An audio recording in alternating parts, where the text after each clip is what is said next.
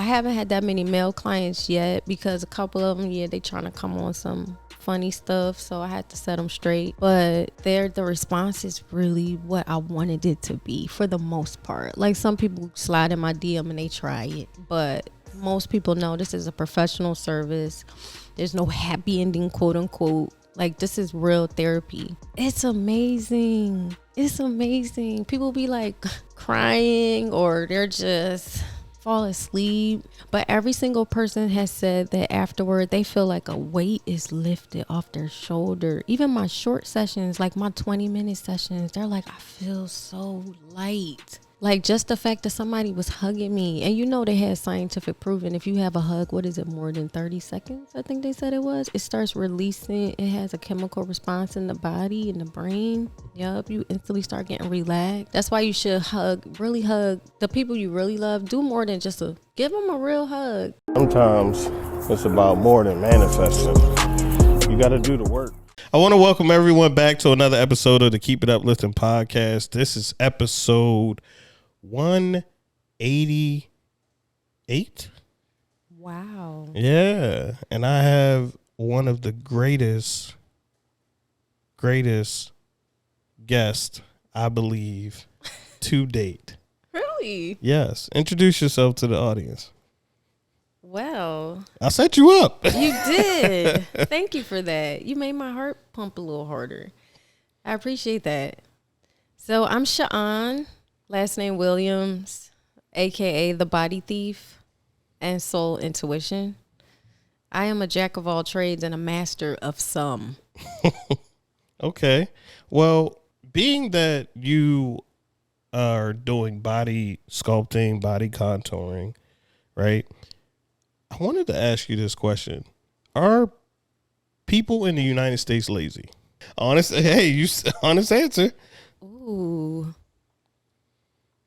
You know what? I want to say no. My clients are really more so not understanding their bodies and why they can't lose the weight. Actually, most of my clients have been trying. They're coming to me because the dieting and the exercising isn't working and they don't want to get surgery. And my follow-up question to that is, well, I'm happy that you mentioned surgery because I asked that question because we could just buy bodies. Right. But you can't keep that body that you buy. You still have to work out. After you get surgery, you still have to maintain those results on your own. Now, then I would say those clients maybe, I guess, I still don't want to call them lazy because I look at that as negative, but I would say, I guess they have less pressure because they're already shaped. Now they have to maintain. It's not like they brought the body down and now they're maintaining. Now they're coming to me for the maintenance. But in the long run, so say you get something like liposuction, like surgical liposuction, the downside to that is wherever they lipo, the fat's not going back there. The fat's going to come back somewhere else, and now you're going to look weird and misshapen. So those people who didn't work out after their surgery, now they're mad because, oh, wow, okay, the fat didn't come back to my size, but now I got bat wings and my traps look crazy because it's fat over it. The men, a lot of men that I see who get lipo usually get, you know how you guys get that tire around the waist and it kind of looks like you got a little hip fat coming along? Yes, it's there. It's really hard to get rid of. So that's usually where men get the liposuction and the women get the front fupa apron area lipo. But either way, if you'll see those lipo people, you can tell the ones who didn't maintain because, like, for the men, all up here is huge, but then they're small right there. And you're like, what did you do? I'm sure they got lipo. Right. And then the women too, it's like, okay, you don't have a front stomach, but all this now, and now your arms and your back. So there's no easy way, regardless. So my follow-up question to, are people in the United States lazy? Are people physically lazy in the United States? I would say that. Yeah. They want conveniences. That is what people want. But the only reason I don't really want to just pigeonhole Americans is because my clients are international. Like, yeah, they're American now, But I have people from all over. Some people don't even have their citizenship yet that come to me from other countries. So that's why I'm like, no. Well, I like to bring it home because, right, this is, there's a lack of pride about like where you're from, right? Like we always want to be global and that's great, but I want to talk about the people I interact with on a daily basis. So if you're here, you're American. I don't care if you got papers or not. You're here. Right. But I think I just wanted to say that though, because you were coming from a mindset perspective. Right. And people raised in other countries do have a different mindset physically. But it's not where you're from, it's where you're at, right? Because you're eating the food here, right? You're around the people here. You get into the job cultures here. So whether or not you want, when you go home, it may be different. But most of the time, we get a lot of external influences that affect our lives. So that's why I always pinpoint America. And when you look up stuff, it always shows you about America. So I like that you said Americans aren't lazy because we're actually one of the hardest working countries. I was going to say. We're actually one of the hardest working countries and people don't know that. What I was going to say is because I have so many international clients, that's their one complaint. They're like, the thing that I don't like about this country is I can't mentally really relax. Ever. Like where I'm from, you do a job, whatever, okay. But here, it's like I'm working all the time. And I'm like, it's capitalism. It is what it is. But what are you doing with that money? Then like, well, yeah. Right. So that's the thing. We work all the time. We benefit from it. And then we don't actually do what we need for our bodies. And that's why we end up coming to see you. Yes, right? And it's bad because I have to educate people on that. Stress, heightened cortisol levels, especially in women, that will hold some fat on you. Literally, it will create a cushion for you. So walking, a lot of my clients too, they're like, so now I need to work out and all this. I'm like, actually, walk because you need to de-stress. So I want you to walk 45 minutes to an hour a day and watch it. Just trust the process. Watch the weight fall off. Because once you relax your mind a bit through the walking, you're stimulating your lymphatic system. You're bringing in more oxygen. You get more blood flow and you're toning muscle, and you're getting a little cardio, but there's no pressure up here. That's why I love telling people to walk. And as they keep walking, then they'll start doing faster walking, but you don't got to speed walk either. I'm having flashbacks from the speed walking craze of the 2000s. Everybody's speed walking. I don't know if you remember that, but that was funny. I had a neighbor when back when I lived with my mom. He still lives by her, and I see him speed walking. He's in great shape though. Like, he got weights in his hands, on his ankle weights and all of that. Yeah, There's a movement. But I did something where I walked. I was supposed to walk for 365 days, but I walked for about 178 days, and I lost 30 pounds doing that just from the walking. I exercise, but like you said, you start out a step at a time. Then you say, well, maybe I'll just run this straightaway and I'll walk the curve. And then you find yourself at the gym doing more. So definitely walking is vital. Yeah, it is. And the water. But the sculpting. Oh, yeah. And the contouring, right, of your body. Because I'm a big fan of bodybuilding. So I've seen it before, but I've never put a name to it. I've helped some bodybuilders. I have them as clients. Really? Nice. The natural ones, because, they have their difference and they have the different competitors. So the natural bodies, a lot of those guys come to me. I've had some women too, but it's mostly men because they want definition down in the V-line area. Usually I'll get them for that and help them tone up before a show. Yeah. So, and the ladies too, they usually just want skin tightening.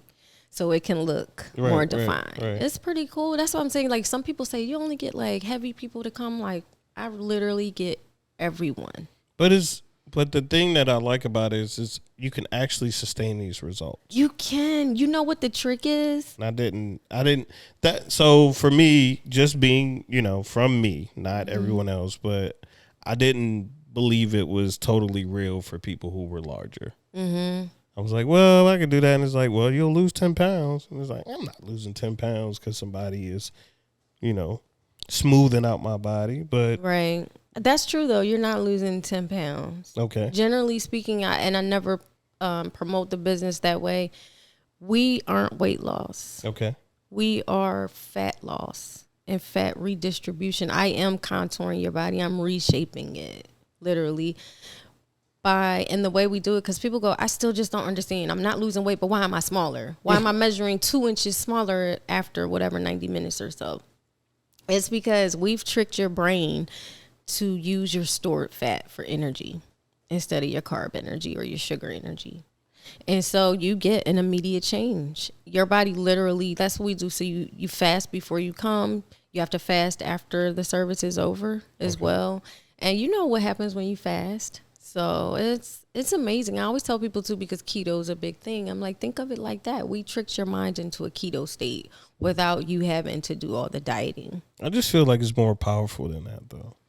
It is. Because keto is such a fad, and it's something that you can consciously do for a while. Mm-hmm. And then once you get your body out of ketosis, it can go places. And I only know that because I did a low-carb diet before, and I would get into ketosis, and then it's like I would lose 20 pounds, and next thing I know, I'm up 35. Yeah, and you're right. So when you actually do trick the brain, it does last longer, and that's what I like to tell people, because the first question is it permanent though? And I always say it's as permanent as surgery. Right. But either way, you got to maintain after. But I think it's healthier than surgery, right? It is, because it doesn't disrupt your lymphatic system. When you get sliced, you literally compromise your body's natural mechanism, everything about it. Any athlete can tell you that. They may have an injury that they got when they were 12 years old, and now they're 45, and they're like, why is my because they never even took care of the scar tissue. Scar tissue is a big problem. It causes a lot of pain. It causes me to walk wrong. I ruptured my Achilles, and I was at a job at the time where I had to be on my feet.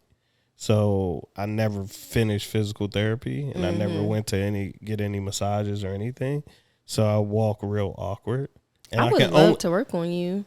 Oh, I'll be there. With my fascia blaster, you probably got tangled up fascia, scar tissue, and I can get it out. It'll be painful, but it'll work. No pain, no gain, right? That's what I say. Marine Corps, pain is weakness leaving the body. And I tell myself, that's so true.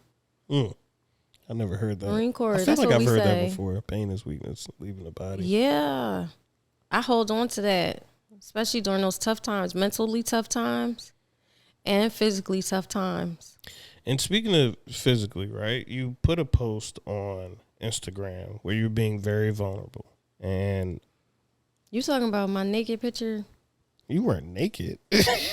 I feel like I was. Well, okay, I'm sorry. You had clothes on for the people that are listening and the people who are watching.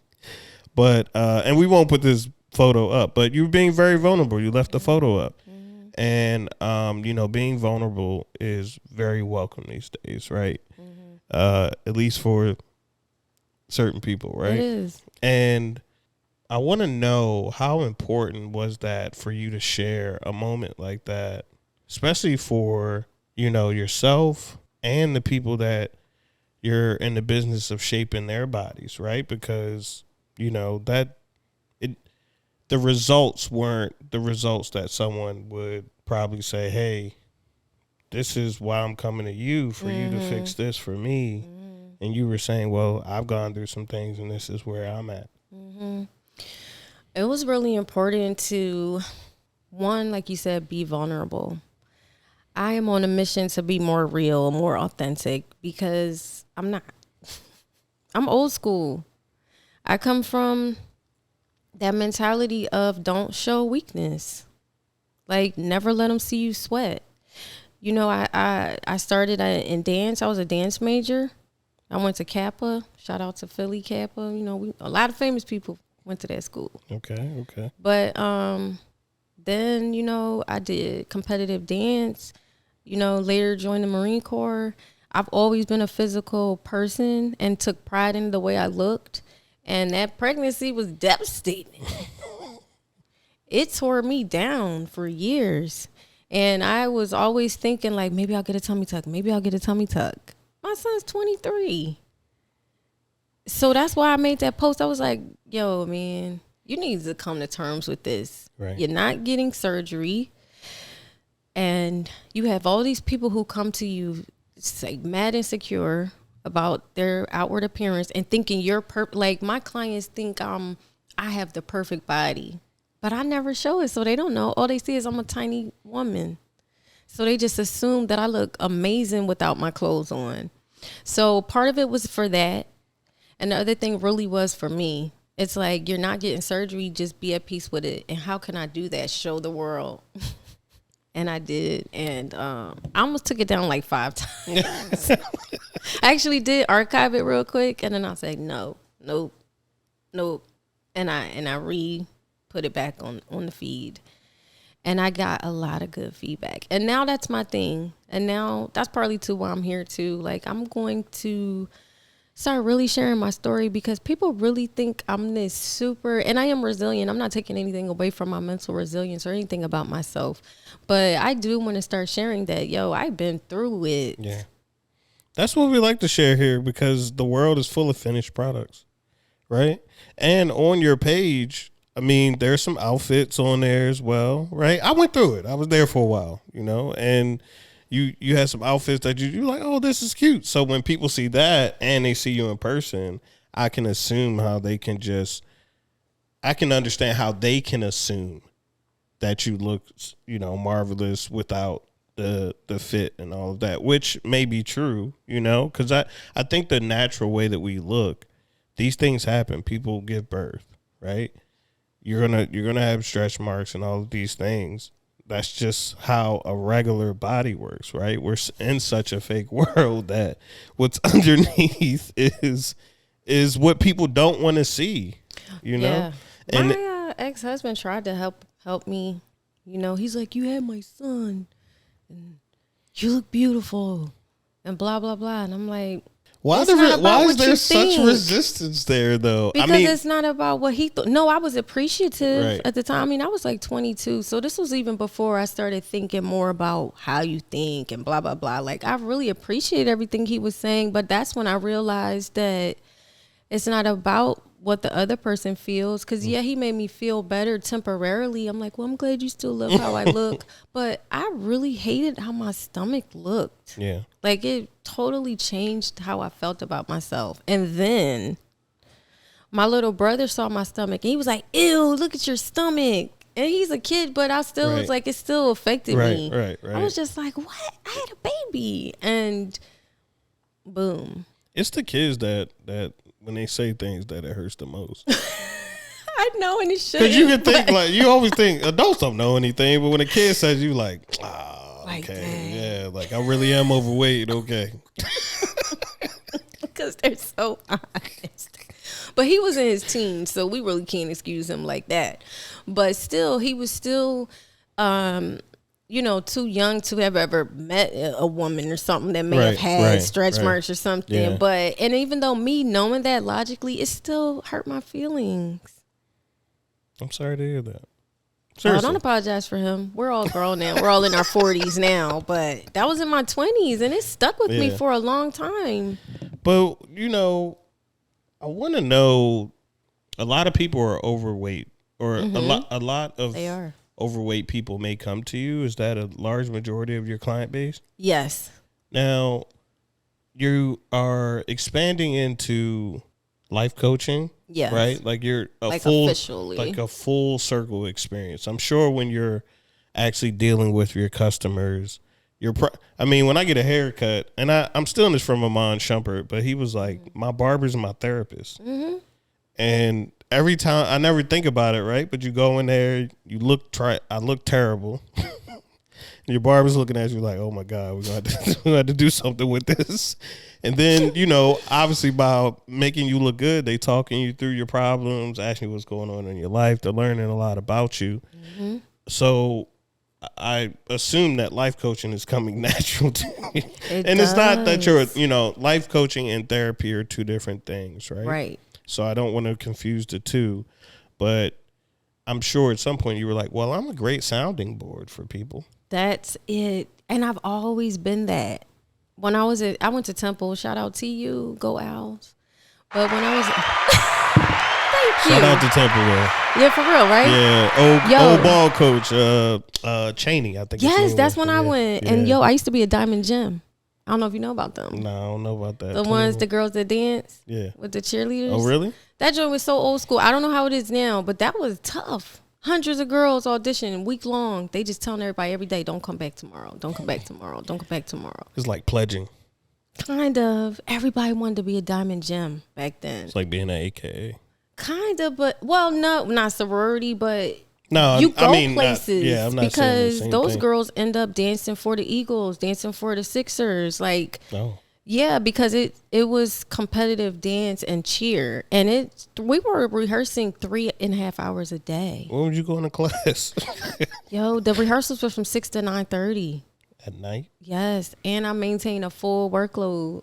It was just like regular athlete. We were in the gym. So the fencing, they would be doing fencing. Once they got done, it was our turn. And we would be in there 3.5 hours. But it was a lot. Those girls, because we're not cheerleaders. We have to learn their cheers plus the dances. And we would dance during halftime and the court, all that. That's too much. That's too much. But super athletic, you know what I mean? It gets your mind right and you learn to prioritize. Like, I don't take any of that. When you're young, you should be able to handle it all. Right. From 18 to 21, why not? You should be able to handle a lot, or period, 22, right? Yeah. Yeah. And I was working too. I had a work study job and a little part-time. So I was doing it. I was living the college experience. Had my own crib. That's a real college experience. I think my interpretation of the college experience was a little different. I thought I was there to party. I did a little of that. A little.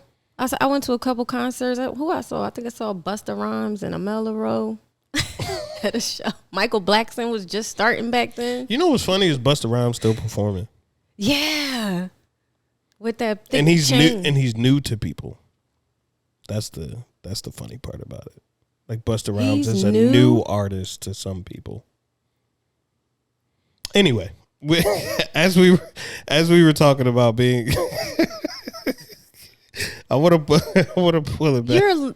I don't understand that. Like he's a new artist to some people. But all his old music, they mean to tell me they don't know that's him? No. He has such a distinctive style. It's like me uncovering the OJs. They were new to me. But Busta Rhymes been on so many songs and collabs, everything. I'm surprised. I mean, I don't want to age us out, but yeah, that's just the reality. That's crazy. Only because I think about like hip hop songs, they're like remixing so much, and I'm just like, they don't know who Busta is. Some people don't. Interesting. I'm getting old.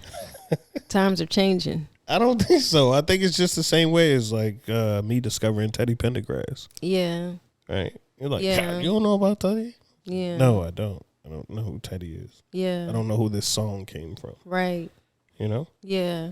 Yeah, I got you. You're right. But circling back, like you're saying, to the therapist, let's go back. Well, I have a quote here from you. Mm-hmm. It says, "I'm never one to be afraid of change, and I'm excited for this next chapter of my life as a soul healer and a life coach." What about it? No, seriously, I have a thing. That's where I was going with the Temple University story. I just got. Where were you at when you wrote that? Like, what was going? Why did you write that caption instead of "I'm just going to be a soul healer and a life coach"? Is my question more so, right? Because you could have just left some of that out. You could have said, "True. I'm never one to be afraid of change, and I'm excited for this next chapter of my life." But you added, "as a soul healer and a life coach." So why did you add that to the caption? Because I wanted to distinguish myself. Like, everybody's always talking about mental this or de-stressing this. Like, let's talk about the meat and potatoes. This is your soul. This is the essence of who you are that I'm trying to massage. I'm trying to help. Because everything else is outside. Like, but we need to deal with the soul. And I really think people bare their souls to me. Like, they physically getting undressed and they can't help but to be vulnerable. And even when I was an esthetician, I mean, I still am an esthetician, but I don't do facials anymore. But even then, they lay on the table and just start telling me their life story. And I don't think it's just because of my profession, it's me. And that's what I was going to say about Temple. I was a peer counselor back then, sexual assault. And I just felt like that was where I should be and what I should be doing. But I love dance and I love communication, so that was my major. But sometimes I think maybe I should have went into behavioral medicine or something like that, but I didn't. However, I think a God-given attribute to my personality. And now I just want to use it more. Yeah. I don't know exactly why I wrote that way, but I know I wanted to let people know it was more than life coaching. Right. It was an actual shift instead of you just, I want to do this thing to get some money. No, I want to really do it. Like, so if you, anyone who have followed me for any length of time, at least on my Body Thief page, you would know that I've been trying to help my clients by taking so many classes. I've taken hypnotherapy. Like, I know how to hypnotize people because I was thinking maybe I can hypnotize you not to eat those chips. I'm laughing, but that's actually so sad. But it works. No, I'm saying it's just I really want to help. I want to help you so bad. I do that. I want to hypnotize you. I'm gonna put wood on you. I'm gonna do stuff. I'm going to get some fat melting juices. Yeah, let me counsel you. Right. Because a lot of stuff I've realized, too, is mental. That's the thing, too, why I really wanted to pivot more into the mental part of the weight gain. Because I got the PNOE. PNOE is a metabolic assessment test. Like, I have that. I can tell you physically what your body is doing. Right. But those mental things, like, we've known, like, science has proven that every thought literally affects us on an atomic level, a cellular level. So with that being said, let's deal with this and we'll see what the fat does. Let's see what the body does once we get your mind right. And that was a question that I had about the people who were overweight is, do they typically have childhood trauma? Because we grew up, like you said, I grew up, but my mom was the same way. Like, don't worry about, you don't have no problems. You'll be tough, right? Just be tough. It'll be fine. So that older mentality, I don't think all of it should go away, by the way. No, I don't either. Because it's a little soft out here. Yes. But it could have been tweaked. Right. But I think there's I want to say balance. I think there's some blending that can actually happen from the old ways to the new ways. But a lot of people who seemingly are overweight and from research has had past childhood trauma. Do you get that firsthand? Yes. There's several, and I've done experiments just to see if that was true with not just weight gain, but autoimmune issues. So I started asking my clients, tell me a little bit about when did this first appear? Like one of my clients had eczema, and I'm like, when did that first happen? Excuse me. And she's like, I think I got my first eczema outbreak in like 4th or 5th grade or something. And then, and she's talking, and then she's like, it happened after these boys played. I don't know if they still do it these days, but we used to play this game called Touch a Girl, Get a Girl. Some people say touch a girl, freak a girl, something like that. But it'd be like boys chase a girl and they could touch you. Yeah, we played, it was called Hide and Go Freak when you were coming up. So, look, ain't that something? Games don't even change. You're from a different city from me. Yeah. But, so, she was saying she didn't want to play anymore. Right. And these two boys kind of cornered her and did it anyway. And she was like, it wasn't even like they grabbed me or nothing, but somebody touched me anyway, and I ain't want to play anymore. And right after that, I started getting eczema breakouts. And psychologically, as you break it down, like what I learned, I took this course, Rapid Transformational Therapy, but what they say is you have to ask your subconscious mind, what is the purpose of this? And so we did the hypnosis, and it came out, it was to make her look unattractive so that wouldn't happen again. Your subconscious mind will tell you. Yeah, we're typically either running from pain or pursuing pleasure. Mm-hmm. And if you know, the habits that you create for yourself are sometime to either protect you from some pain or keep you from some pain, I should say, or help you go towards something that is pleasing you, right? So yeah, so even though it wasn't pleasing for her to have that condition or look a certain way, it did what it needed to do as far as, I guess, mentally, and that energy of, now I'm not attracted, so ain't nobody gonna touch me without my permission again. That's crazy. Yeah. I had another one. She was like 300 something pounds. Like, she was so heavy, my scale literally would not take her weight. I've been there before. Really? Yeah. Well, I weighed 3. At this moment, I weigh 325. So yeah, over 350 usually it's gonna. I stepped on a scale in Publix one time. They have a scale in Publix. Why you? So I was at Publix in Florida. They had a scale. I said, "Well, I'm gonna get on it. Let me get on it." And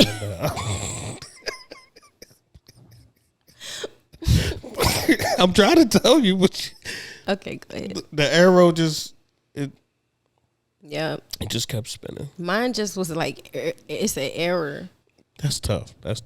She took it in stride, and she said, I thought it might be too big, but she said, but can you still hypnotize me? And I said, yeah, let's do it. And yeah, that was a terrible story that came out from that, but that was why she's holding on to the weight, and it was a sexual assault case. That is terrible. That it's crazy what we will do.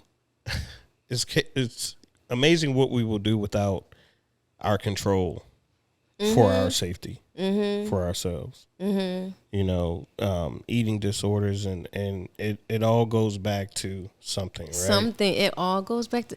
I've had some things, and some of my clients were so surprised at what the quote unquote trauma was, because they're like, I would have never thought that with my conscious mind. Because that's, you know, I'll interview them and everything, and they always are wrong.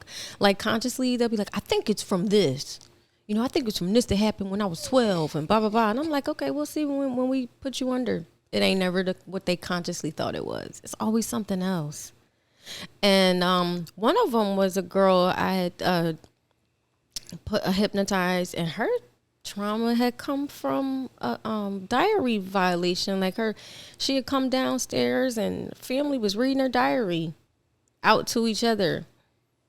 You know, and you get this from people when you are sculpting their body? No, those last 3 stories, that was from hypnosis, but they were body contouring clients.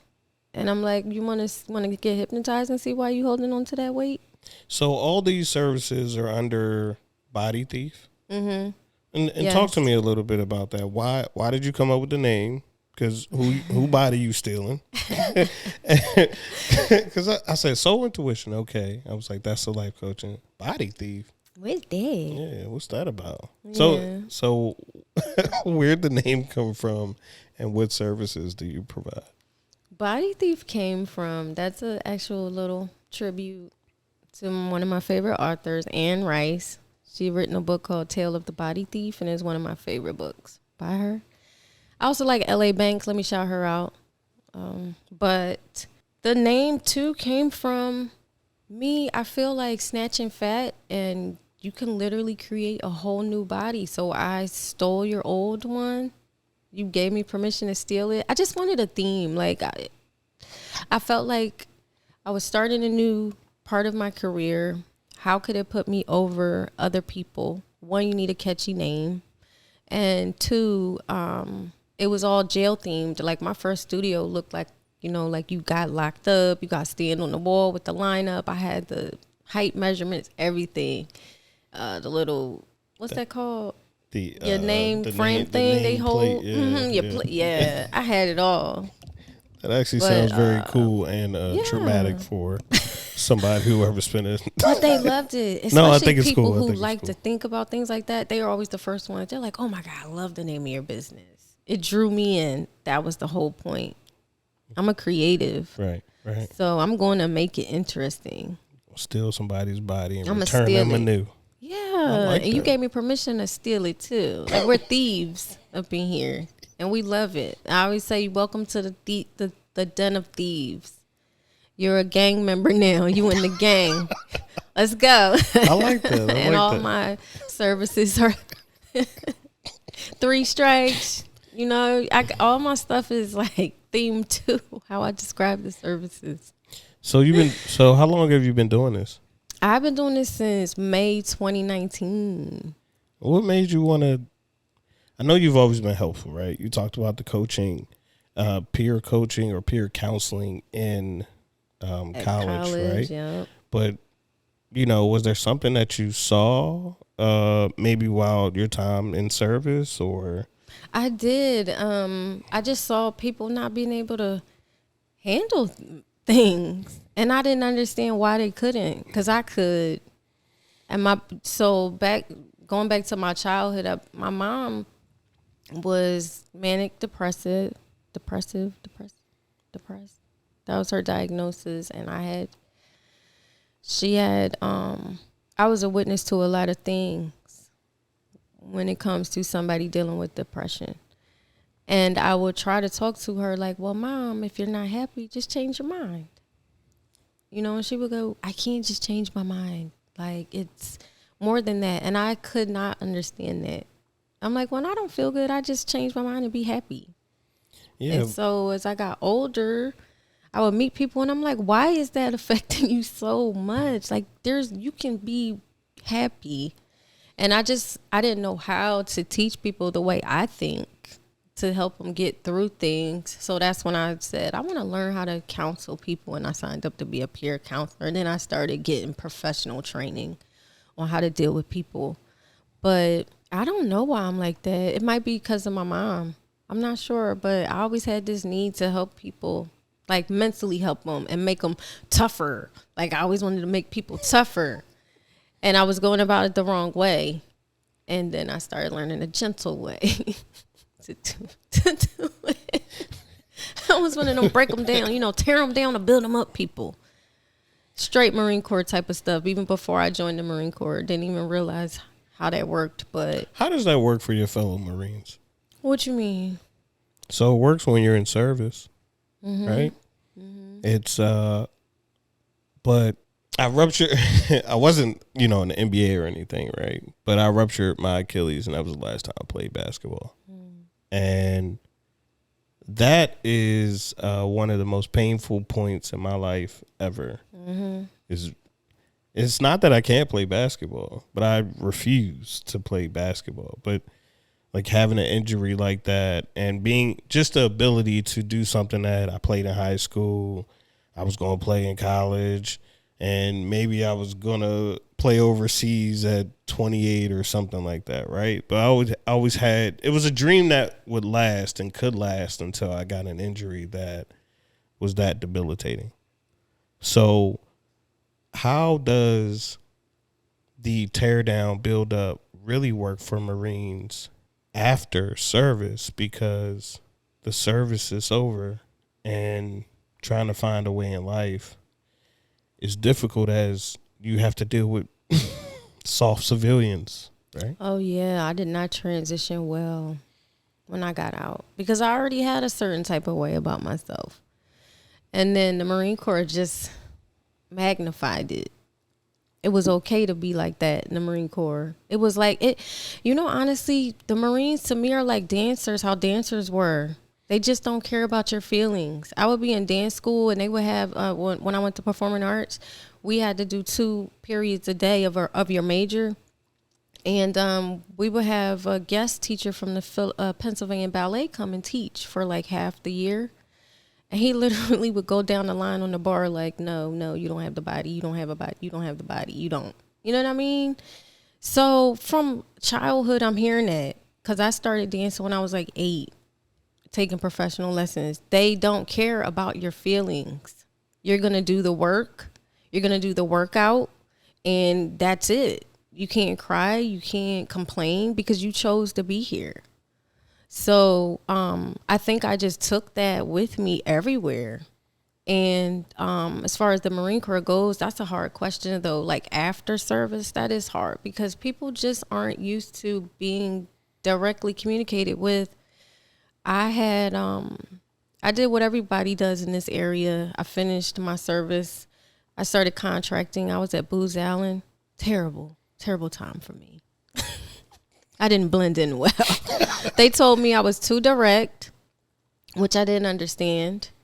And one project manager I remember, I'll never forget, she goes, if you could only learn to just wrap your words with a bow. Exactly. I looked this lady, I said, what does that mean? I said, I think that you told me that I'm a direct person. I think that that's the best way to communicate with someone. I didn't transition well. I can, but that's what I'm saying, right? You talk about, changing state, right? Tony Robbins talks about that a lot. Is you got to get into a certain state before you can actually affect your actions, right? So you're like, I got it. I got the answer. You got to become flexible because now it took me a long time, but now I am.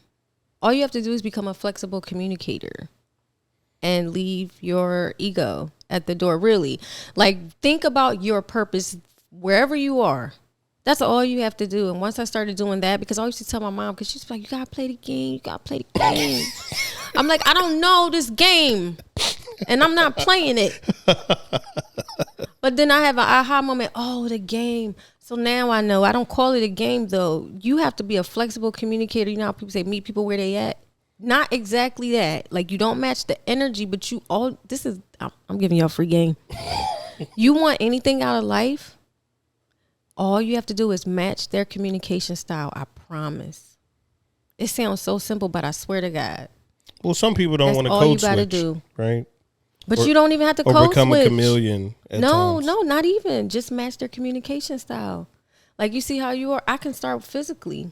All I got to do is start mimicking you. But subtly, not to where you think, what you think, I'm a clown and you mocking me. Not that way. I'm going to change the tonality in my voice to match yours a little bit. I'm going to change my body language just a tad. And you're going to start saying, oh, you're like me. It's all unconscious things, though. Unconscious cues that you're taking on. All I got to do is make little changes in my communication with you physically first. You're going to chill out. And we're going to come, and now this rapport is built all of a sudden. It's so easy. All you have to do is remember your purpose. So whether you're trying to purchase something, you're trying to get something done, you're trying to sell something, remember that. Don't take anything personal. I had a Buddhist monk tell me that. I used to sell cars. I'm telling you, I used to do everything. I had a Buddhist monk as a customer for a car. And I asked him, if you had any advice to give me, what would it be? He goes, never take anything personally. That's going to help you communicate with everybody. Don't take nothing personally. Match their communication style. You'll get anything you want. And you don't have to like the person. That doesn't matter if you like them or not. That's irrelevant. So as a Marine, too, I would teach all of them that. Like, yo, just take it down. Just pause, observe, and re-strategize. Like, I think if you say it in certain ways, as I'm saying, we can communicate with anyone. I'll switch up what I'm saying to this Marine, so he could pick up what I'm putting down. But if it was that easy, I think, everybody would do it. Yeah, anxiety wouldn't be one of the number one. Exactly, and that's my thing to help people. Yo, more free game. You know how you get out of that? You're the only person who could put thoughts in your mind. Remind yourself that enough times it's going to pick up. You're going to be like, damn, I am. Like, what? You ever been by yourself and be embarrassed? How you by yourself embarrassed? Ain't nobody even looking. You be like, oh, what I just do? Wait, ain't nobody even... Yeah. The stories you tell yourself is the key to life and resilience and good mental health. It's so simple, yet it's profound. And once I start dropping jewels, that's why I said I'm going to be a life coach, because you don't have to stay with me for no years. I'm going to hook you up in 4 to 8 weeks. I got the tools and I want to share them, and I want it to be official because this is what I do when they're on my table. I just want it to be formal with it now. I want to really coach people now. I don't want to do it while I'm touching you and while I'm working on you. Now I want you to come and sit and we talk, and then I just tell you. I give you exercises to do. It's so simple. That's what I'm trying to say. Like, really, that's one of my main things that have gotten me through 2 divorces, gotten me through, and Body Thief was born out of my last divorce. My ex is like, why don't you do something with that extra room? I'm like, you know what, I will. And I did. But, so first it was kind of out of spite. Like, I'm going to be successful regardless. Whether you're helping me pay these bills. Right. And it just ended up, I'm still giving out. Yeah, like, birthing from the heart. Else, yeah. I'm always giving. And that was the other thing too. You just gotta change your mindset. Because I used to think, man, people always take advantage of me because I'm such a giver. I'm like, everybody's always taking and like nobody's giving back. So then I was like, well, if this is who you are, if you are a giver, let's just own it. Right. This is who I am. I'm just giving. I'm giving love and I'm sharing it with everybody. On your terms. Yes. And it feels totally really good. And I'm like, you know what? Yeah, I'm going to give you all the love. And that's where the touch therapy ended up coming. Because people don't like touching people. You need touch. We're humans. We do, but I think more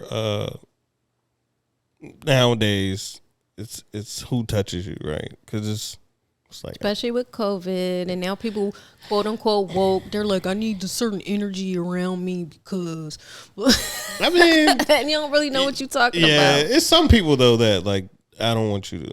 You feel a palpable bad energy. I can feel. Don't touch me. Don't even rub my shoulder. But what might be the root of that energy they bring in? They could be in some pain. I think everything comes from pain, right? Or majority of the things come from pain. I don't think people. I mean, having daughters and just seeing how they grow. They only know what they're taught, right? They only know what they see, and we're all conditioned. Yeah. By our surroundings, by the people we talk to. I call it your atmosphere. By everything. Right. Everything. Yeah. So, and then after a point, it shapes you. Now you have a mindset, and then your subconscious is built up that way. So they say by age 7, you've created your moral foundation. By 7. I don't know. Morals are developed. I can see that. That's funny to me, though. I'm like, wow. The core of who you are is kind of done by 12, they say. By age 12. Wow. That's what they say now. So unlearning that, right, at 30 would be a whole nother. But that's what I don't want people to unlearn anything. Don't unlearn anything. Everything is here because it's who you are. You can transition states, but don't take away from what got you here. As everything is good, like it's all good. Like some people say, like my mom always used to be like, you so gullible, or like you so this and that. And I'm like, no, because I believe everybody is good at heart. Like I feel like I'm that little black boy from Angels in the Outfield. And I'm like, it can happen. It can happen. Like that's me. I'm that little boy. I'm a little, I got a little more hardened, I guess you could say, a little more protective of myself, but that's still who I am. Right. And I always think people are good at heart because I'm also a world traveler. Right. And I've realized people, and I've been saying this probably for 10 years, but I think that all people want the same stuff. Like they want good conversation, good food, and either good drink or good weed. And y'all can be, because I've been everywhere. Every single place I go, I meet strangers and we be kicking it. Right. That's why I think people just want good conversation, good food, and good drugs. Or alcohol. Yeah. I can see that. And if I can meet total strangers in other countries and now we friends for life, people ain't that different. I don't think people are different, but I don't think everyone has a good heart. You don't? I don't. I think we start that way. We may start that way, but I truly feel that like you said, everybody doesn't have, or you didn't say that, but I don't feel that everyone has your best intentions. They have their best intentions, though. And sometimes that could be bad for you. I know. I love to tell this. Let me give you a little scenario on that. And that's the thing of detaching and releasing yourself from emotions and stories that you've told yourself. So everything is in context, right? So I like to give 2 examples. One is if you're walking along the street and a rock hits your foot, like falls on top of your foot, and you feel pain, it hurts you, and you say, that rock hurt me. The rock hurt my foot. Is that technically true? No. Exactly. The rock caused a central nervous system response, which we label as pain, to occur.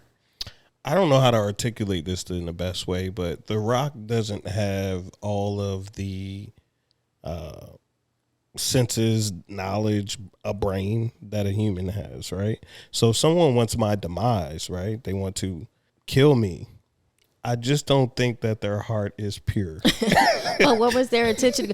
All right, let me give a better one. If someone wants to remove me from Earth, that person does not. So I get what you're saying, and I'm not offering pushback just to offer pushback, but like this is just a real belief of mine is that, yeah, I think a large majority of, I always assume positive intentions. That's the best way to actually navigate, right? Yes. Because it's like, oh, they ain't mean that. Right, because you're going to draw so much more crap to you. It's best to be more on the positive side. And I like what you said. Don't take it personal, right? Because it's not about you. I think that's the problem, is that we believe everything's about us. And it's not.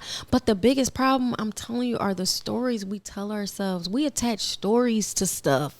For sure. That ain't nobody even like. Here's another one, because I in what I teach, I want to impart to people that you have to try as best you can to separate people from their actions. People are not the sum total of their actions. Like, because as humans, everything is contextual. So if there's a little boy on his bike going down the street, he throw a rock in your window, bust your window. You're thinking, that's a badass kid. He just broke my window. Right. But on his end, it had to be he had to do it for a good reason in his mind, which was good. It could be that he wanted to see how far he could throw it, I guess, and hit it. It could have been an accident. It could be, too, that there's some bullies at the corner who was like, if you don't throw that rock at so-and-so window, we going to beat you up. So for him, it was like, I need to do this. This was good for me. Then change the atmosphere. Let's put the boy on a shot put field and have him throw it. Now everybody's cheering.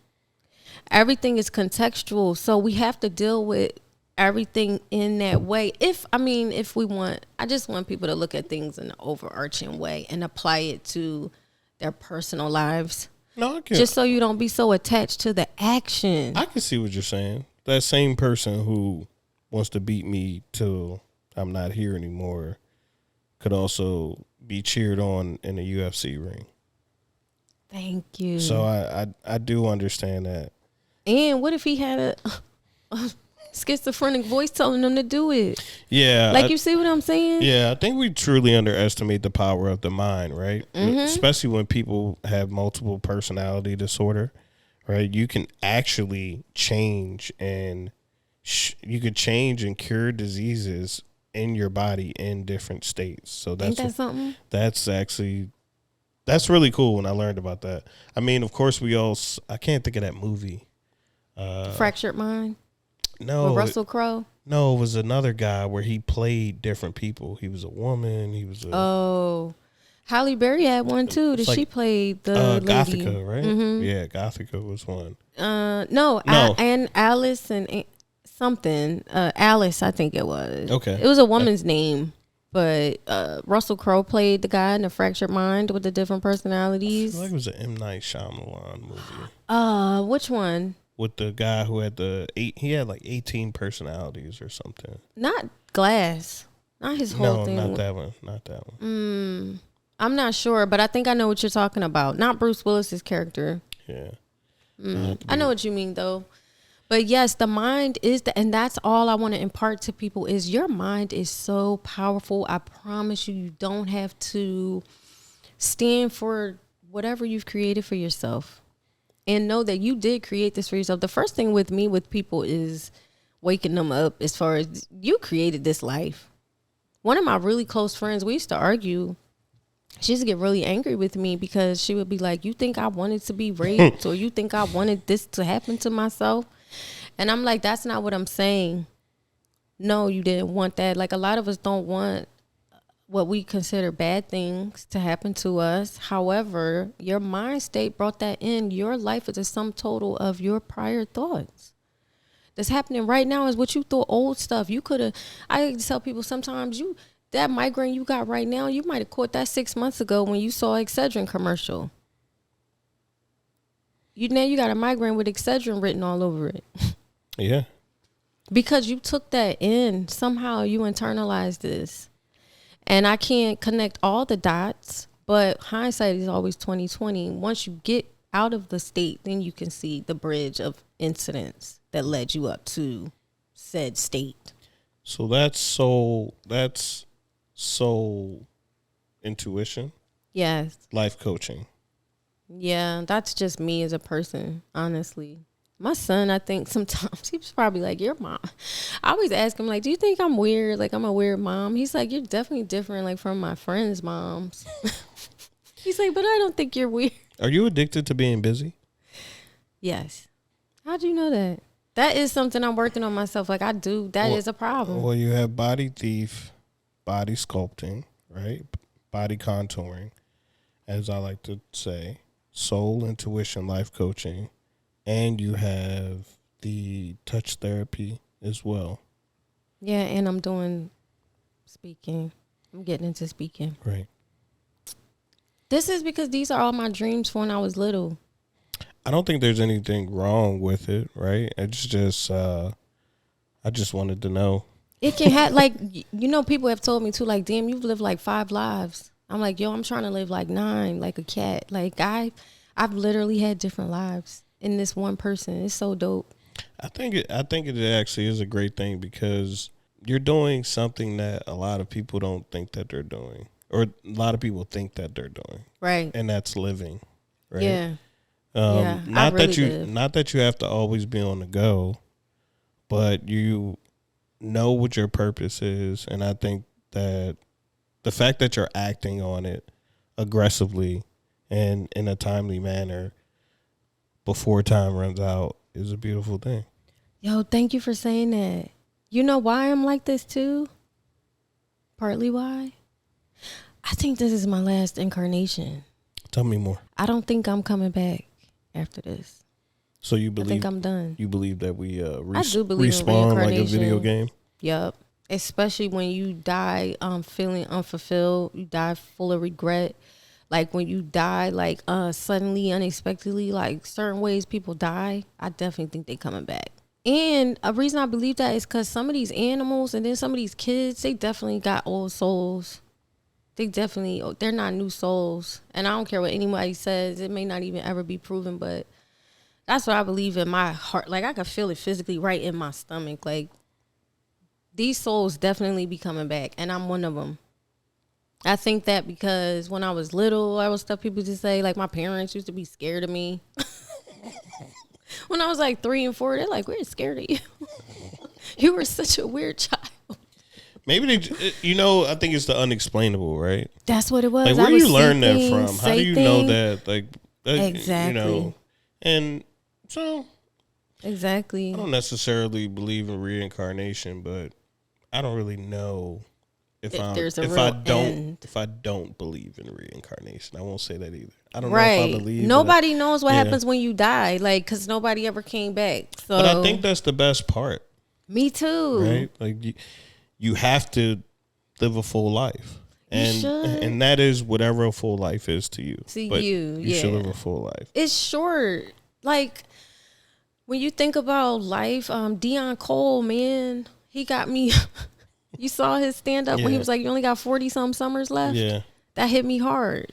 But I have always lived my life that way anyway. Yeah, we're going to live a long time. But unfortunately, even if you live up to 80, that's not nothing in the scheme of things of the world, of the longevity of the world. And I think part of it is trauma. Well, I'm the way I am because I was that kid who your parent never let you take naps and stuff. Right. Like, what you sleeping for? Right. What was you doing today? Why you Work tired? Exactly. That was my mom. And then my dad was a OCD clean freak. I can see that. So it's like, you can't be lazy. We don't do laziness in this house. Yeah. Who hasn't said that? I think it's idle. What is it? Idle hands is the devil's workshop. Yeah. But I wanted to ask you, or I probably asked you that busy question is because you also have a book. 29 Pillars of Conscious Thought That Actually Work. Yeah, it's a terrible book. Why? Because I wrote it in 2 days. It's got mad typos. So you can't take it down and... Yeah, I could. So you didn't have a publisher? Nah, I self-published on Amazon. Okay. So... Because I just felt like it had to get out there. And I'm like, whatever, I'm just putting it out there because whoever needed to see it is going to see it. Well, it has 5 stars, so... I ain't rated. Yeah, so somebody likes me. And they're not too much of a stickler for typing. And look, my degree is in journalism, so I feel bad about that, but it is what it is. I won't say I'm looking for typos, but I hate books that are too wordy. Loquacious. Yes, I have no idea what that word means. I'll look what it up. You said. Yeah, it's just stop. What? I just want to know what happened next, or what direction to take, or exactly. What am I supposed to be working on? And the book. Literally, is just those 29 pillars. Like it literally is just. So my question was, why 29? There's not 16. Well, I did start at like 15, and as they kept going, I'm like, oh well, I guess now it's this number, and now it's this number. It literally was just something I had written to myself in my journal. I'm a journaler. I write every day. I got like 5 journals too. It's out of hand. It's out of control. I don't think so. There's someone that I follow, Wallow267, and he did 20 years in jail, and he has journals and journals and journals on top of journals, and he says in all of these journals is what he was doing with his life, where he was going next. And a big self-improvement guru, Jim Rohn, talks about journaling every day. Well, especially when I get revelations that I know are universe, like for real, at least to me, because you get that feeling of knowing. And I've conditioned myself also to have a physical feeling. With my subconscious mind and my conscious mind agree on things, I know the feeling. And that's when I know. I feel like my subconscious mind is my connection to the universe, to God, creator spirit. And that's that ancient wisdom. I do truly believe that. So I feel like I'm right in that. And that whatever it is that I come to with how my mind works, and I write it down in a journal. And then I have a journal that's just my everyday journal.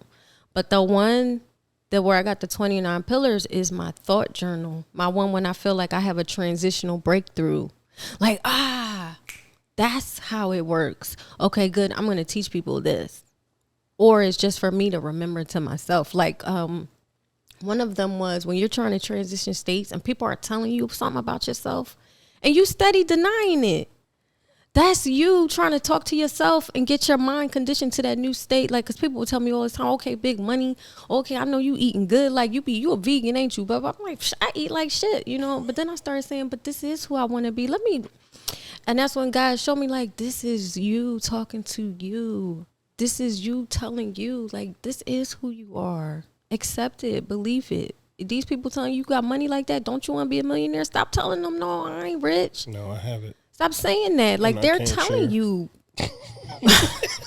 But you see what I'm saying? No. Like, the point is, you can't pray to change states and be something else, and then God start bringing people that's actually, which I don't believe I don't think anybody's truly that unique. I believe we're all extensions of one spirit. So you're just a version of me. And so, like, I'm just like, hey, I'm telling myself that I'm rich. You're observing all these things about me that I actually want to be. So I'm no longer going to deny it. Right. Because people always come to me thinking like I like so much money and stuff. And I used to be like, child, blah, blah, blah. And then I started saying, yeah. And it feels so good not to be worried about it. Right. You know, so I just started accepting all the compliments and all the accolades people were giving me as me talking to myself. And now I'm in this new state. And also the reason why I move so fast is to prove to people it's all up here. I told myself I was going to be the best body sculptor and it wasn't going to take long. And then that was what I became. The other body sculptors start coming to me, asking me to train them. I had somebody come all the way from London to train with me and her technique did improve. And that's why I'm just like, see, I just said I was and everybody believed it.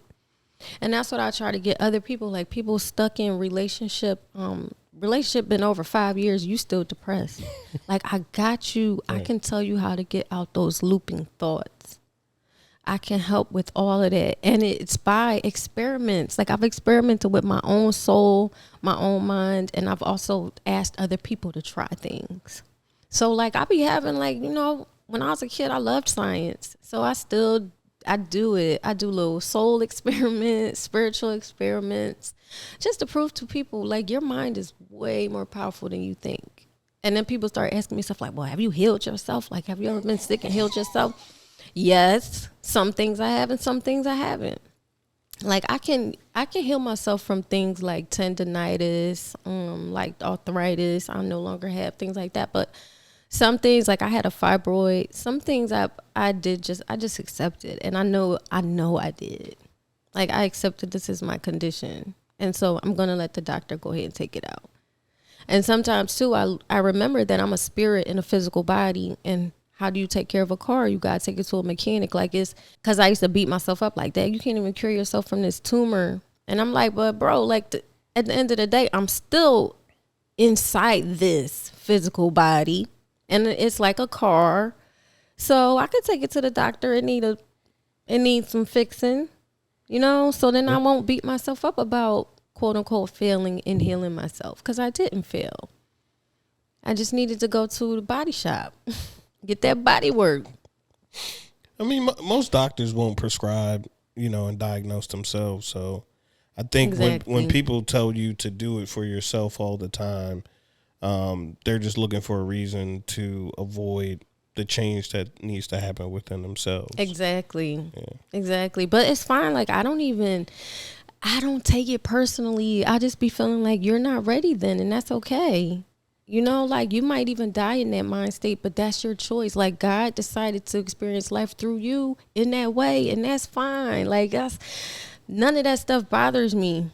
I love that. I was doing a episode with Kenny Starks, and which was a great episode, and he was saying, and that's okay.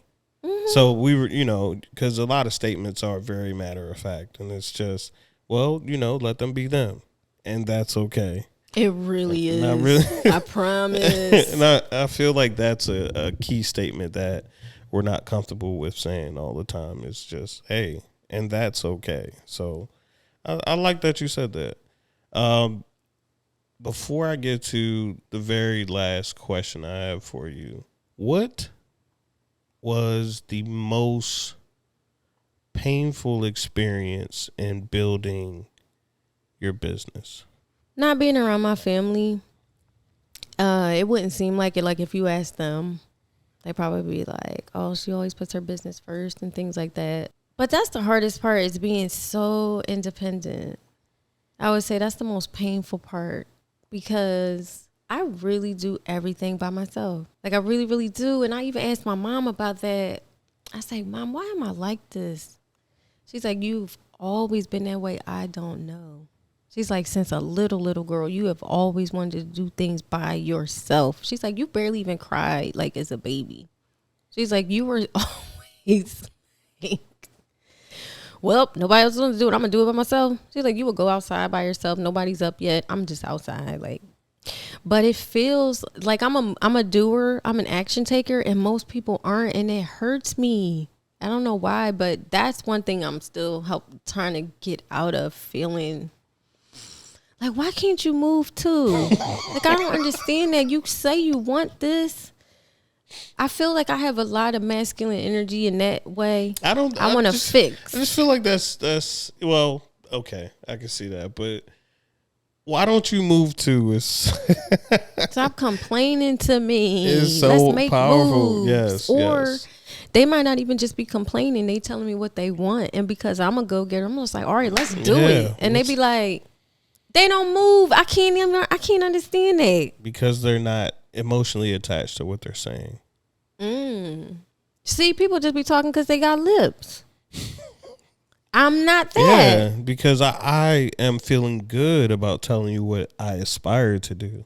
See, and that's where the breakdown buildup come with me. That's when the tough girl comes. I'm like, look, you're not wasting my time or your time. Like, you either going to do it or you're not. It's either the time to do it or it's not. But that level of independence, you sure that doesn't come from now? Come from maybe being in other situations where you tried to work with somebody else and it didn't work out?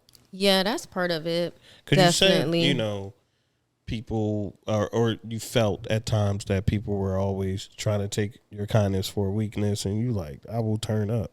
I will change the situation. Yeah. But I'm going to bless you because that's not who I am. So, and I'm obviously mixing your words. But, yeah. But I'm a typical Libra. I'm very, very Libra. Okay. Like that, yeah. Right? So, you know, you're giving, but you taking way too much. I didn't offer all of this. So now do you think that has pushed you in an independent direction? Do you try to work with others and things just don't?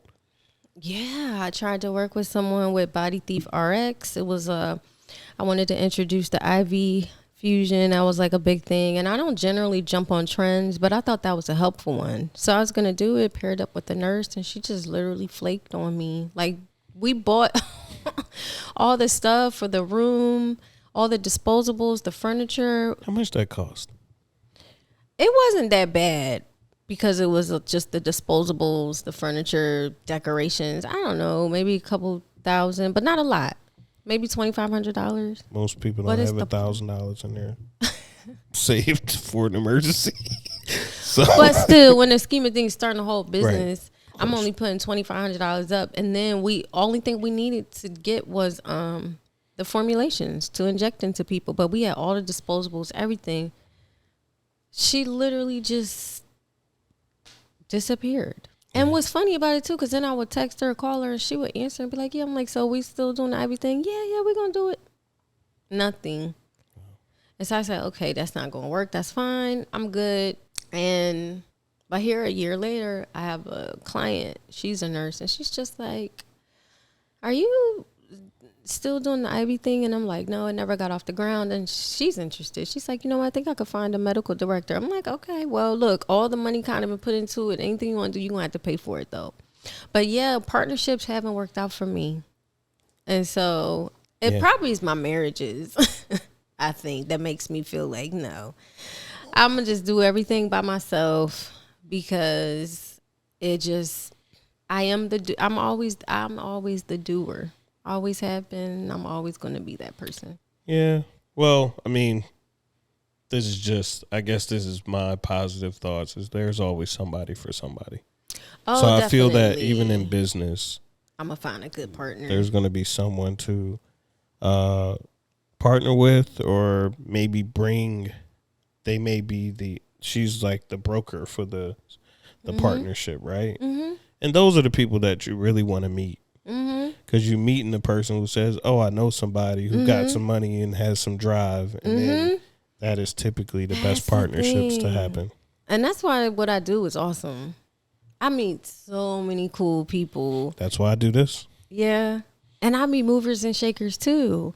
But yes, it's about connections. It's about who can I talk with? Who can we mesh up with? And how can we get what we do out to everyone else and make people's lives better?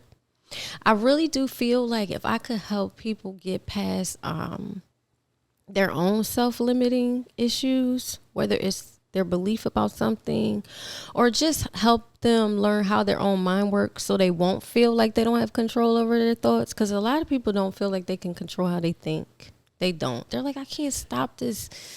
I keep thinking about this guy, or I keep thinking about my sister. Well, or that's whatever. why I started with lazy. Really?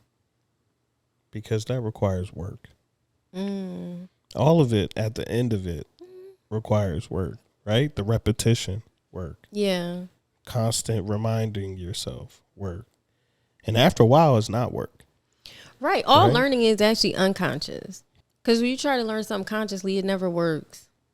You have to unconsciously learn it through repetition and stuff.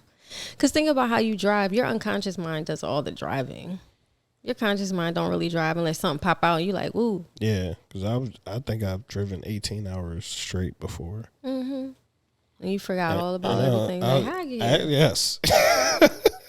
You know, like the first state or second state, and then you get there and you say, what happened 6 hours ago? What was I doing? Unconscious mind was driving. Yeah. That's all that is. But that took driving hours, right? I mean, in Maryland, you have to get a certain amount of driving hours before you can get your license. So it's the same thing. That's why it's so difficult, because the belief that people have is that they can't do it. That's what I was going to say. It's not difficult. You just thought it was.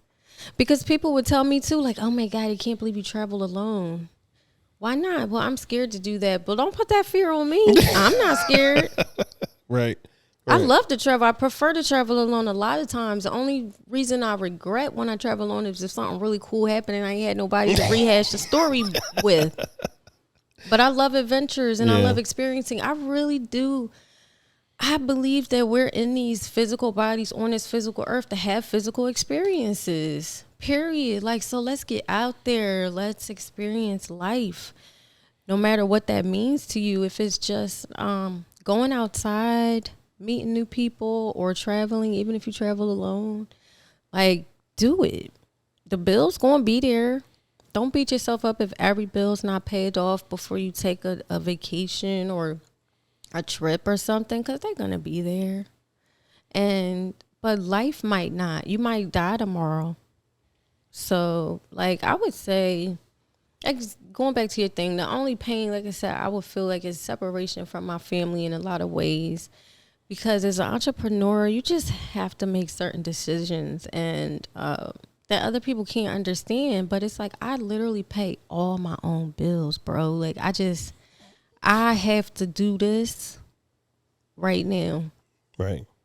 You know, and I know y'all mad or y'all think I never come to the family functions, or when I do come, it'd be like just once and they've been gathered 6 times. You know, they're like, where's Sha'ahn? Like, she probably in another country somewhere. And a lot of times too, they think I be just like living it up. But even when I'm on vacation, I be trying to make connections and doing stuff. Yeah. And I'm always doing stuff. That's the only other thing I would say too. Like, I'm always doing stuff. I need to work more on complete relaxation. So I've been trying to give myself that one day a week where I really don't think about the business, but it's difficult. Yeah, I believe it's difficult to turn it off, especially when it's something that you truly, truly believe that can work. I mean, it's like my mom, who believes in God, right? So every conversation at some point, the Lord gonna be in there. He gonna find a way to sneak into the conversation. So, it's something that is always going to be top of mind, because it's also your baby. It's something you created, right? It is, and I wanted to have a legacy. I am that person. I don't want to be forgotten. I think that's why God made me a muse. I got a certain type of face that people want to paint. So at least that I know I won't go into obscurity, because there are several paintings of me around all over. And my last and final question for you is green salsa or no, I'm joking. I like spicy, so whichever one's the most spicy. What's next for you? What is next? Like, what you mean? What's next for you? That's a lot. What is the main thing that is next for you? What in your business? In my business, okay. I just got accepted to this international women's business retreat. That's going to be in Thailand in April.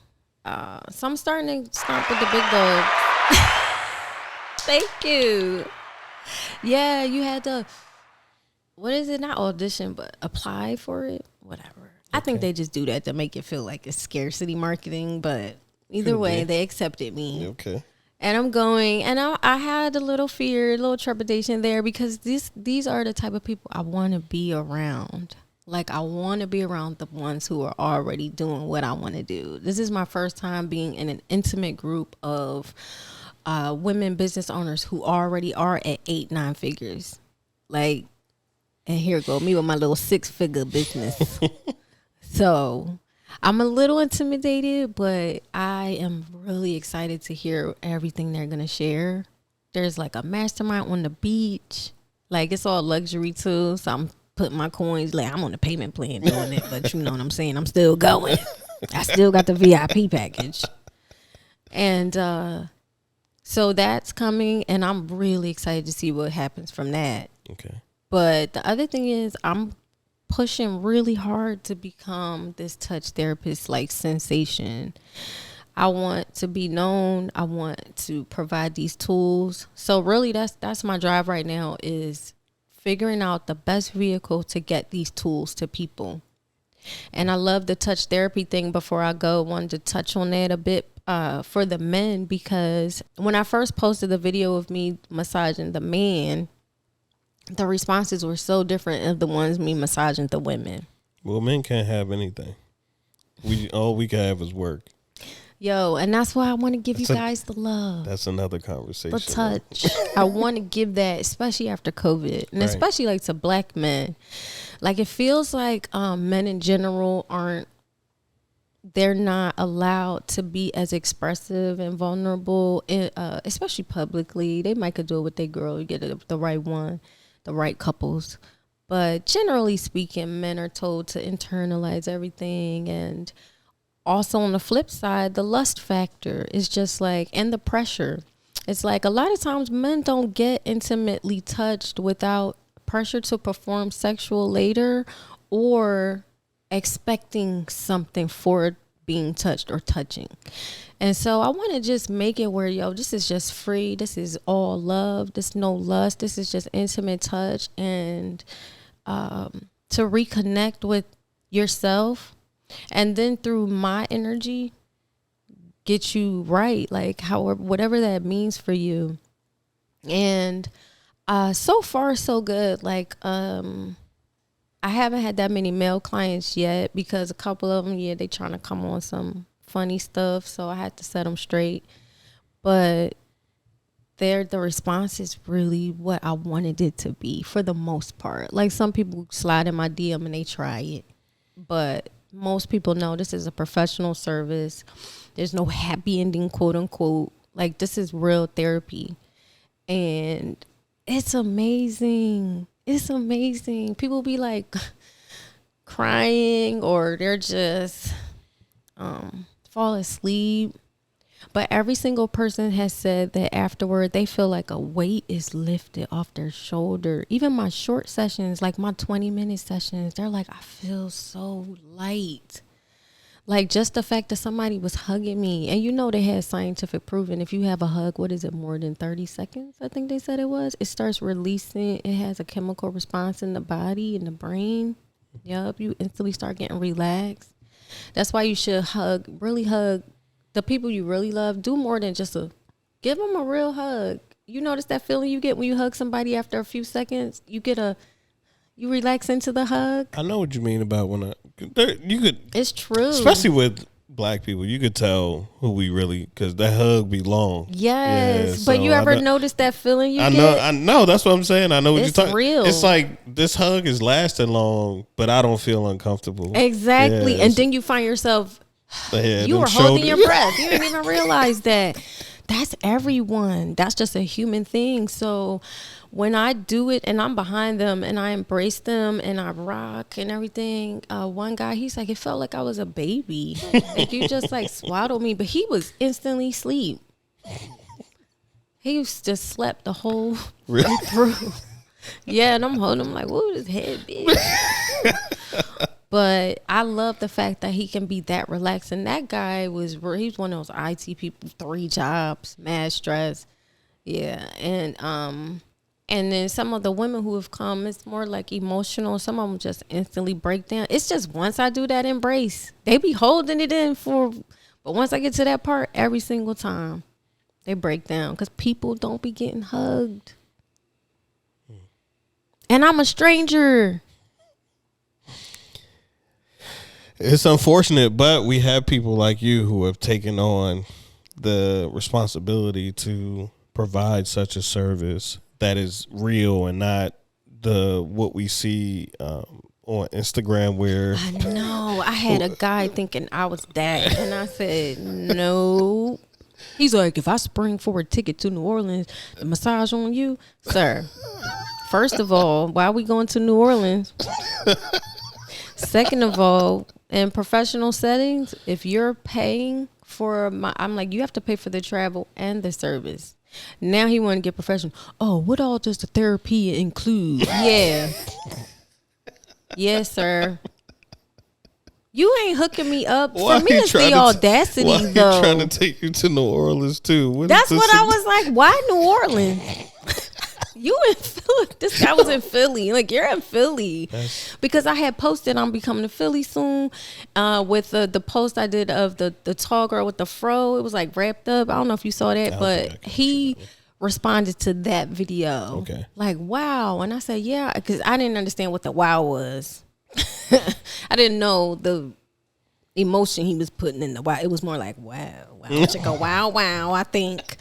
But it was like, wow. And I said, hey, I'm gonna be coming up to Philadelphia if you want to schedule a session. Then if I pay for you to come to New Orleans, the massage is on you. Excuse me? Why New Orleans? And then this is professional. You're gonna pay for the service and the travel. These people got me chopped. Like, what? But mostly people been on the up. We just go in this episode. I can't help if I'm cute. That was the thing too. Like, man, I don't want these men to start liking me. Think I like them. I'm just working. Well, maybe what you should pay for is security, and that could be a good partnership because they know why they're there. And I don't think I gotta do that. I think you should definitely have security, whether you can defend yourself or not. That way, that person is paid. They may be paid to be armed. They can be insured. There's all these things that can be handled under your business. And if someone wants you to go to New Orleans, well, you need to pay for me and Tom. Who's Tom? Tom is my security. Yeah. That's a good idea. But massage therapists don't do that. Like, I used to travel doing aesthetics, and we never do that. I know, I understand, but even in the Browns quarterback situation, obviously it came out that people were, whatever that situation was, it seems that one person's recount of what actually took place was, very disrespectful to her and her profession. Mm-hmm. So I don't think there's anything wrong with protecting yourself in whatever manner you have to. Your security could be a Desert Eagle too. I mean, whatever you have, or whatever you have at your disposal to just keep somebody. Yeah, my dad was saying that too. He was like, "I'm gonna get you a stun gun." Yeah, it's just you never, a woman may get out of hand. It don't. Yeah, I got some stories. Before we go real quick, I came into the treatment room one time. This is when I was doing facials at Massage Envy. I mean, we could go. The cameras will cut off, but we could go. Oh, well, I used to work at Massage Envy back in the day. Why I went to the room to give this lady a facial? She titty free. Who does that? On top of the covers, too. Naked. What kind I never had a man try that. I have had. So I've been doing this for like 10 years, like body work. I literally have only had one man try anything. Push up on you. and one man say something. I had one man try to and I'm just so cool though. I just laughed because I was like, you corny. Like, you tried it. I'm doing the facial and I got to the massage portion. He gonna reach back and start rubbing my forearms. I say, what you doing? You wanted to finish this facial, right? He's like, well, you was massaging me. I thought I was gonna massage you, sir. You lucky you got me, because one of these other girls in here, you be kicked out and the police will be in here. You lucky I know I'm cute. It's like, you shot your shot and then you shot down. He's like, oh, I'm sorry. Yeah, it's okay. It's okay, old head. He's an old head. And I could tell he used to look good back in the day. That probably worked back in the 90s. Why is that 80s. so funny? It was funny. I laughed too. He like this. I'm like, I think what you doing? Well, things were also different back then. It's always the older guys too that really be outlandish. As a journalist, right? What do they have to lose? Their job. Like, so one incident happened. How old though? He was like early 50s. Both of these incidents, even though they were like 10 years apart. So it was the early 50 dudes. But this one guy was interviewing him for a story. He was Army though. I was already a civilian, but I had just gotten out the Marine Corps and I was PAO at Booz Allen. It was a project I was doing. And I went up to his office and it wasn't a story. It was a script. I was writing for a new thing they were coming out with. And I'm writing a script for him, but I need to interview him so I could get the info. Make sure to like, comment, share, and most importantly, keep it uplifting. Take it up, listen.